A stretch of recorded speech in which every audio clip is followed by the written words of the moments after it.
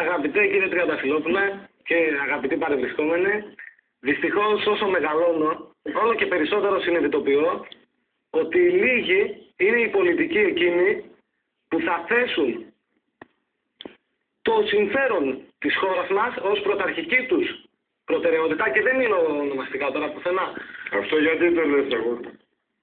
Θα σας το πω. Και όσοι προσπαθούν και το ξέρεις τους πολιτικούς καταρχάς. Όχι, εγώ θα αναφέρω ονόματα. Αρχίζουμε από εκεί. Έχεις από την εικόνα που παρουσιάζεται. Μάλιστα. Λοιπόν, συνέχισε τώρα. Συνέχισε, εντάξει. Ωραία.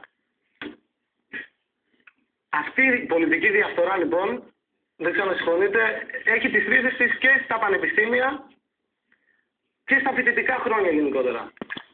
Αυτή τη στιγμή όλοι οι Έλληνες έπρεπε να τρώνε, έτσι πιστεύω εγώ, με χρυσά κουτάλια. Αλλά δυστυχώς... Έχει μπερδέψει καλά με το Λιχνεστάιν.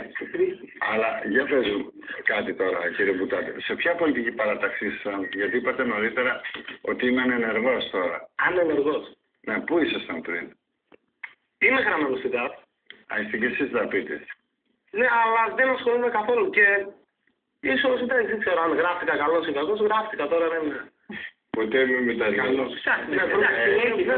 Για ποιο λόγο γραφτήκατε? Εντάξει, κοιτάξτε, στο Πανεπιστήμιο Γειτονίας η συντριπτική πλειονότητα νομίζω ότι είναι ΤΑΠ, ας πούμε. Επειδή πιστεύατε στο Η πλειοψηφία είναι συνεχώς στο Σύλλογο Φοιτητών. Αλλά επειδή γράφτηκαν οι φίλοι μου, επειδή έχω μία... Και γιατί μην ήταν ενεργός μετά στην πορεία? Λόγω φόρτου μαθημάτων δεν μπορώ να ασχοληθώ με πολιτικής φύσεως καθήκοντα. Ασχολούμαι με τα μαθήματά μου αυτή τη στιγμή. Προέχει να πάρω το πτυχίο μου, να τελειώσω το πανεπιστήμιο όσο το δυνατόν συντομότερα. Για να κάνετε τι? Να πάω να κάνω το μεταπτυχιακό μου και να... Νόμιζα, το τρόμαξε. Για να δουλέψω, να γίνω παραδείγματος. Δεν διάλεξες το σωστό δρόμο σε αυτή τη χώρα για να κάνεις καριέρα.